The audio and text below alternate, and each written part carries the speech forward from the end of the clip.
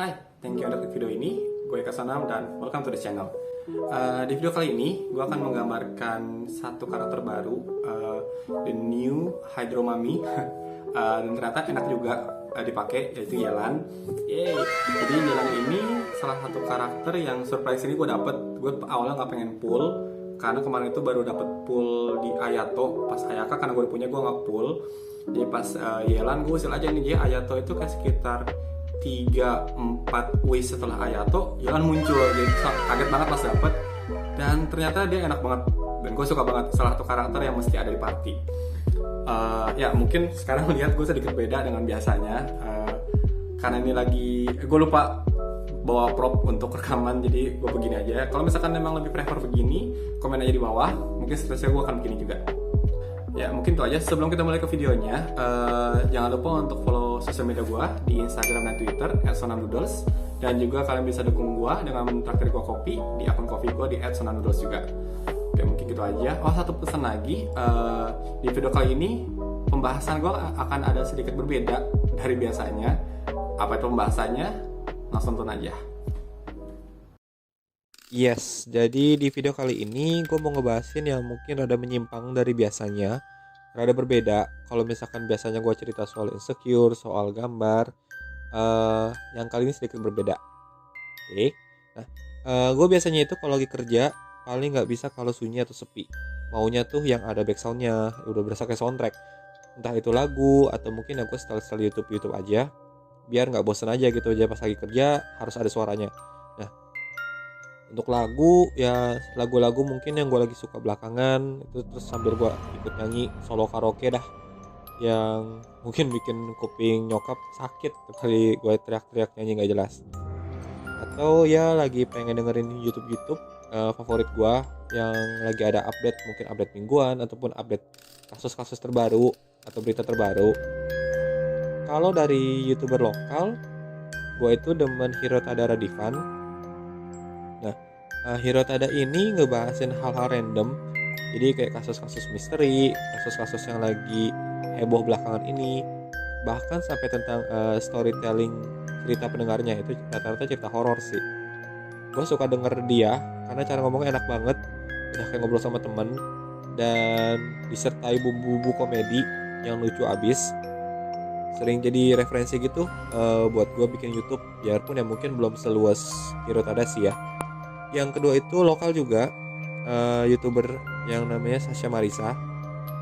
Dia kurang lebih sama dengan Hirotada. Itu topiknya beda-beda, tapi mostly itu soal horor, misteri, kriminal ataupun kasus-kasus yang ajaib yang nggak bisa dijelasin dengan kata-kata. Terus bahasa Inggrisnya dia bagus banget. Coba dengerin deh, bahasa Inggrisnya dia udah kayak natif banget. Mungkin karena udah, kalau nggak salah gue pernah nonton, dia udah pernah tinggal lama di Amerika. Itu bagus banget bahasa Inggrisnya. Nonton cara dia bawa berita juga enak, bawa ceritanya juga enak. Totally recommended. Nah, selain mereka berdua, belakangan ini gue juga lagi denger YouTuber yang mungkin dia ini suka naik gunung, dan dia bikin YouTube channel tentang pengalaman orang-orang naik gunung, khususnya cerita-cerita misteri. Namanya Prasojo Muhammad, atau dikenal dengan Bang Jo. Nah, itu gue dengerin pertama soal podcastnya dia yang bareng Teteh Ria. Jadi yang soal dukun santet tobat itu. Coba nanti gue akan kasih link deskripsi di kolom deskripsi di bawah. Teman-teman bisa nonton. Bagus banget. Seru sih, lumayan untuk ngisi waktu. Nah, kalau teman-teman tadi perhatiin, dari YouTuber-YouTuber yang gue bahas itu punya satu kesamaan, yaitu mereka ngebahasin yang horor-horor. Dan yes, gue suka dengerin soal horor, gue suka hal-hal berbau horor. Jadi di awal video gue ada sebut kalau gue kayaknya di video kali ini akan ngebahasin yang sedikit berbeda, which is yes, gue mau ngebahasin soal yang horor-horor. Gue nggak tahu dan gue juga nggak berani ngecap diri gue sebagai indigo, tapi gue udah ngalamin beberapa kali kejadian supernatural, dan yes, gue sering lihat beberapa hal yang orang lain gak bisa lihat. Mungkin di samping video ataupun rencana gue mau bikin video soal health and fitness, gue juga bakal bikin series lain ceritain soal pengalaman-pengalaman horor gue, lumayan banyak. Di cerita kali ini gue mau ceritain pengalaman gue pas kunjungan ke kebun sawit. Sedikit background, gue kerja di perusahaan sawit dan rada sering ngunjungin kebun, baik itu kebun perusahaan ataupun kebun supplier. Dulu sih, kalau sekarang udah enggak. Waktu itu gue lagi kunjungan pertama kali ke kebun, jadi itu masih norak-noraknya. Nah, ini kebunnya lokasinya di Kalimantan, di mana gue nggak mau sebut, cuma kasar di Kalimantan. Trip kurang lebih 8 sampai 9 jam sejak turun dari pesawat. Jadi naik mobil 8 sampai 9 jam. Itu ngerasain tinggal di mes, sinyalnya susah, terus juga bener-bener kayak nggak ada hiburan. Udah, cuma main handphone itu pun juga kayak ya sinyalnya naik turun. Tujuan ataupun tugas gue di kebun sawit itu ngejelasin soal konservasi. Jadi kalau misalkan teman-teman mungkin tahu, di kebun sawit itu banyak peraturannya. Kayak ada area-area yang nggak boleh dibuka sebagai kebun, area yang harusnya dikonservasi, misalkan kayak hutan lebat itu nggak boleh dibuka. Banyak nih peraturannya. Jadi kalau misalkan teman-teman eh, belum tahu atau gimana, mungkin bisa cari tahu. Itu banyak banget peraturannya. Kalau misalkan ada kebun yang ngebuka di area konservasi, itu penaltinya parah banget, bahkan sampai kayak di ban di mana-mana. Jadi sekilas soal kelapa sawit. Nah, salah satu area yang nggak boleh dibuka itu adalah kuburan-kuburan dari warga lokal. Sebutannya itu kuburan keramat. Dan gue kebagian bersama tim ngunjungin ke kuburan itu. Jadi karyawan-karyawan beserta gue dan satu trainer lagi dari Jakarta datang untuk ngejelasin sambil nanyain itu proses mereka merawat kebun itu seperti apa yang mereka lakukan, gimana mereka memastikan supaya kebun itu tidak diganggu. Nah, karyawan-karyawan yang kerja di kebun kan ngeliat gue jadi kayak yang anak kota nyasar kan, jadi ya cuma senyum-senyum aja gitu ngeliat gue sibuk foto-foto pohon, daun, apapun gue foto yang bilang estetik ala-ala gitu deh. Sampailah ke kuburan itu. Nah, sebelum nyampe ke kuburan, dari jauh gue tuh udah lihatnya itu bukan yang kayak lihat beneran, tapi kayak somehow muncul aja di kepala gue bayangan itu ada kakek tua berdiri di tengah kuburannya. Nah, kuburan di sana itu nggak kayak kuburan umum, bentuknya tuh kuburannya terpisah dan kecil-kecil, jadi kayak nggak nyusun rapih, tapi kayak berantakan aja bentuknya. Nah, kakek tua yang gue lihat dari jauh tadi itu berdiri di tengah-tengah kumpulan kuburan. Terus juga ada kayak anak-anak kecil beberapa di sekeliling kakek tua tadi, tapi cuma sebentar doang. Mereka kayak ngilang pas kita semua masuk ke area kuburan. Nah, sementara yang lain lagi ngejelasin gimana caranya perusahaan mastiin itu kuburan dijaga. Mereka ngebangun kanopi segala macem, dengan cara ngebetulin mungkin kasih atap supaya pas kena hujan gak kenapa-kenapa. Itu gue cuma diem aja sambil nunduk karena perasaan gue udah gak enak. Pas gak sengaja gue lihat ada satu kuburan yang jauh sendiri, jadi dia kayak terpisah sendiri gitu deh.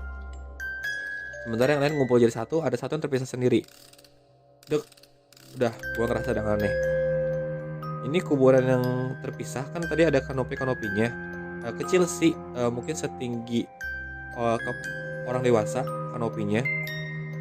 Nah, dari tengah-tengah dari tengah-tengah kanopi itu ada yang keluar, dan gerakannya tuh nggak kayak orang normal, mungkin kayak kalau misalkan orang nari cak kayak gitu lah, matanya mendelik-delik gitu. Nah, ini orang lain nggak ada yang lihat, jadi cuma gue doang yang lihat. Sementara yang lain tuh masih sibuk ngurusin tugas soal pengamatan di konservasi di area kebun itu, di area kuburan itu. Nah, yang keluar itu rambutnya gede, bukan gede, mungkin kalau bisa bilang kayak topeng barong, dia gede banget. Somehow gimana caranya bisa keluar dari kanopi itu gue juga bingung. Nah, dia gerakannya tuh mendelik, jadi nggak kayak gerakan orang normal. Mukanya tuh kayak ngeliat kiri ngeliat kanan, ngeliat kiri ke kanan. Pas gue lihat dia itu keluar dari kanopi, nggak sengaja mata kita ketemu, jadi kayak tatap muka. Ya ilah, gue udah yang dalam hati, ilah udah salah lihat gue langsung udah panik, gue nunduk aja nggak berani lihat. Terus beneran dong, itu gue bisa lihat dia mendekat jalan ke gue. Sementara gue mundur karena nggak pengen disamperin. Gue nunduk aja. Nah, pas itu dia ada di depan muka gue, itu nggak sengaja kaki gue hampir kepleset. Dia bentuknya kan tanahnya nggak rata, jadi gue hampir kepleset. pas kepleset itu bikin gue kaget. Begitu gue kaget udah langsung hilang, nggak yang tadi di depan gue tuh udah nggak ada lagi, untungnya udah nggak ada lagi. Terus itu pas barengan sama yang lain semua kayak yuk ayo jalan lanjut ke pos berikutnya, ke checkpoint berikutnya untuk ngecekin lokasi berikutnya gitulah. Ya udah akhirnya kita tinggalin, untung nggak kenapa-kenapa. Sesaat sebelum kita ninggalin itu gue lihat balik dan gue ngeliat yang kakek tua tadi ada lagi di situ sama anak kecil kayak semacam dada-dada gitulah. Dia bilang oh oke, ya udah, mereka cuma ngucapin salam dada-dada, untungnya nggak kenapa-kenapa. Jadi gitulah. Endingnya nggak gimana banget, cuman itu salah satu pengalaman gue. Dan ya again untungnya nggak kenapa-kenapa. Oke, semoga enjoy ceritanya sampai sini aja, and I'll see you soon.